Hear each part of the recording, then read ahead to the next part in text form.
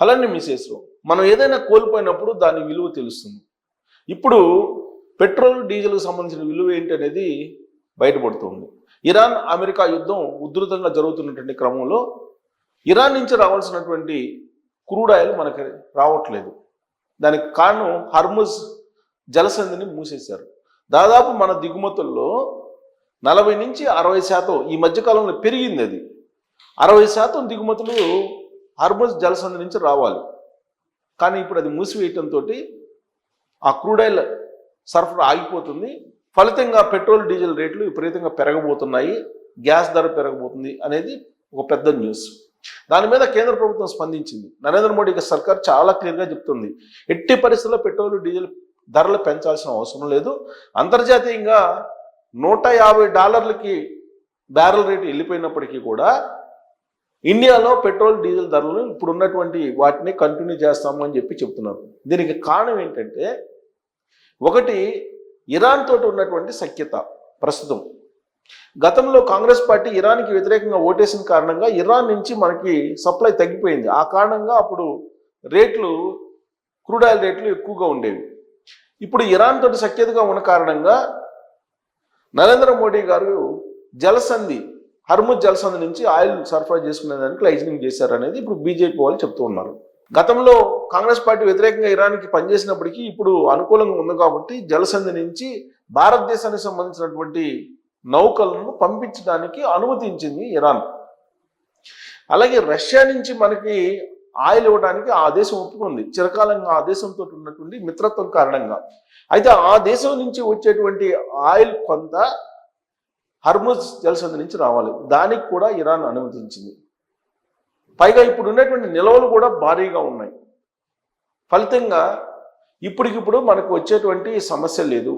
Petrol diesel రేట్లు పెరుగుతాయని చెప్పేసి ఏదైతే ప్రచారం చేస్తున్నారో దాంట్లో వాస్తవం లేదు అని చెప్పి కేంద్ర ప్రభుత్వం అఫీషియల్గా అనౌన్స్ చేసింది. ఇరాన్ అమెరికా యుద్ధం 4 వారాల పాటు జరుగుతుందని చెప్పి ట్రంప్ ఇటీవల కాలంలో అనౌన్స్ చేశాడు. కానీ మరికొన్ని నెలలు జరిగే అవకాశం ఉందని చెప్పి ఇప్పుడు లేటెస్ట్గా వస్తున్నటువంటి న్యూస్. దానికి కారణం ఏంటంటే, ఇరాన్ అమెరికా మీద దాడి చేస్తుంది. ఇప్పుడు అనుకున్నంత ఈజీ కాదు ఇరాన్ని జయించడం అనేది ఇప్పుడిప్పుడే ట్రంప్కి, అమెరికాకి అర్థమవుతుంది. ఆ కారణం చేత యుద్ధం ఎప్పుడు ఆగిపోతుందో తెలియనటువంటి, అంచనా వేయలేనటువంటి పరిస్థితి. అందుకే యుద్ధం స్టార్ట్ చేయడమే, ఉద్యమం స్టార్ట్ చేయడం వరకే మన చేతుల్లో ఉంటుంది. వన్స్ స్టార్ట్ చేసిన తర్వాత అది ఎక్కడ ఎండ్ అవుతుందో ఎవరికీ తెలియదు. ఇప్పుడు అలాంటి పరిస్థితే ఇరాన్ అమెరికా మధ్య యుద్ధం కొనసాగుతూ ఉంది.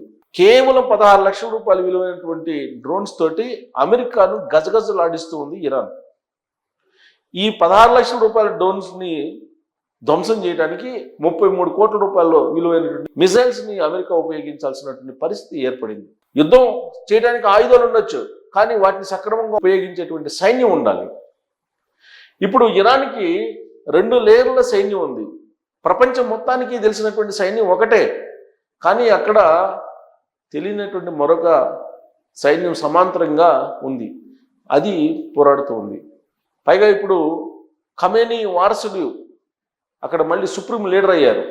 దీంతో ట్రంప్ని వేసేయటమే లక్ష్యం అని చెప్పి ఇప్పుడు భీష్మించి కూర్చున్నారు. అక్కడ శబ్దం చేస్తున్నారు మతాధికారులు కూడా.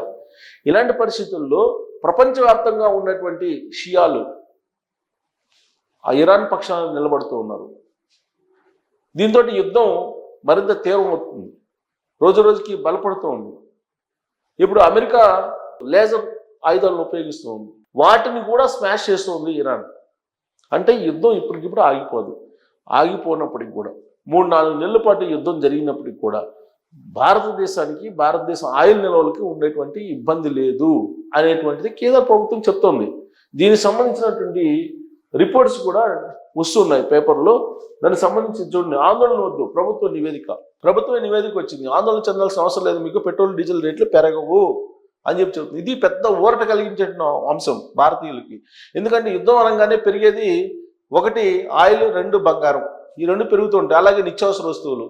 కారణం ఆయిల్ రేట్లు పెరిగితే నిత్యావసర వస్తువులు ఆటోమేటిక్గా పెరుగుతాయి, ద్రవ్యోల్బణం కంట్రోల్ తప్పుతుంది, అప్పుడు ధరలు ఆకాశానికి అందుతాయి. అలాంటి పరిస్థితి లేకుండా నరేంద్ర మోడీ గారు చేస్తూ ఉన్నారు. అందుకే నరేంద్ర మోడీ గారి యొక్క విలువ ఇప్పుడు భారతీయులకు తెలుస్తుంది అని చెప్పి బీజేపీ వాళ్ళు చెప్తున్నారు. 2014 నుంచి ఆయన ప్రధానమంత్రిగా ఉన్నారు. ఆయన రకరకాలుగా నోట్ల రద్దు కానీ, అలాగే 370 రద్దు కానీ, ఇలా సంచలనమైనటువంటి చేశారు.